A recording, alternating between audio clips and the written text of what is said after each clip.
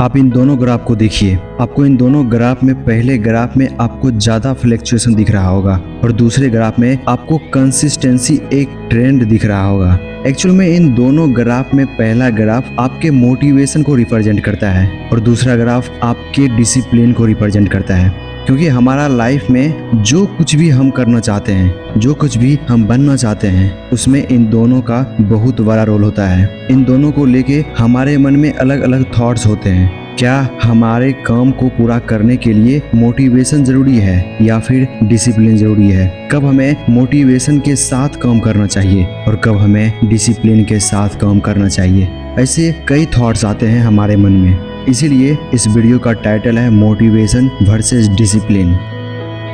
देखिए, motivation and discipline दोनों एक तरह से पेयर है, क्योंकि इन दोनों के बिना हम किसी भी काम में नहीं सक्सेस हो सकते हैं। मोटिवेशन एंड डिसिप्लिन एक कार की तरह होता है। बिना फ्यूल के आपकी कार चलेगी नहीं और बिना अच्छे कार के आप अपने सफर को पूरा नहीं कर पाएंगे। यहाँ फ्यूल आपके मोटिवेशन को रिप्रेजेंट करता है और अच्छी कार आपके डिसिप्लिन को रिप्रेजेंट करता है। मोटिवेशन किसी काम में क्विक एक्शन लेने में आपकी मदद करता है एंड डिसिप्लिन उस काम को कंटिन्यू करने में आपकी मदद करता है। मोटिवेशन मेनली 3 तरह के होता है: internal motivation, external motivation and socially motivation. Inter motivation हमारे खुद के किए गए सवालों से बनता है और external motivation and socially motivation लोगों के सक्सेस को देखकर मिलती है। अगर वो व्यक्ति ये काम को कर लिया और उसमें सफल हुआ तो हम भी वो काम करेंगे और उसमें सफल होंगे। आपके मोटिवेटेड रहने का कई कारण हो सकते हैं। आप अपने काम को लेके पैशनेट हो सकते हैं, आप मोटिवेशन रह सकते हैं एंड जब आप फाइनेंशियल गोल या करियर से रिलेटेड कोई एक्शन लेते हैं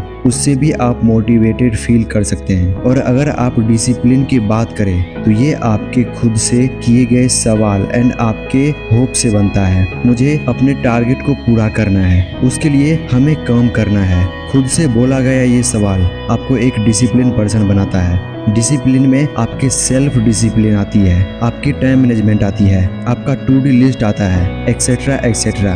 डिसिप्लिन आपको किसी भी काम में कंसिस्टेंट रहने में आपकी मदद करता है। डिसिप्लिन के कारण ही आप किसी भी स्किल को खुद के अंदर डेवलप कर सकते हो और उसमें आप प्रोफेशनल बन सकते हो। मोटिवेशन आपको प्रोडक्टिव पर्सन बनाता है, एक पॉजिटिव माइंड सेट देता है, आपके सेल्फ ग्रोथ में आपकी मदद करता है।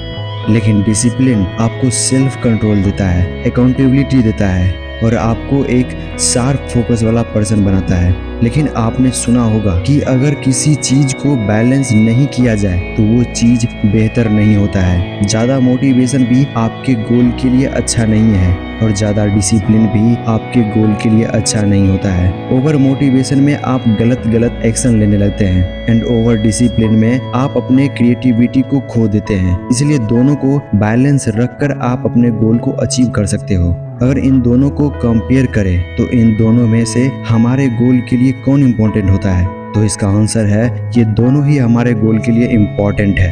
इन दोनों के बिना हम किसी भी गोल को अचीव नहीं कर सकते हैं। तो आई होप आप इसे अच्छे से समझ चुके होंगे कि आपके लिए डिसिप्लिन बेहतर है या फिर मोटिवेशन बेहतर है या फिर ये दोनों ही आपके गोल के लिए इम्पोर्टेंट है। आज के लिए इतना ही, मिलते हैं नेक्स्ट वीडियो में किसी नए टॉपिक के साथ। तब तक के लिए धन्यवाद।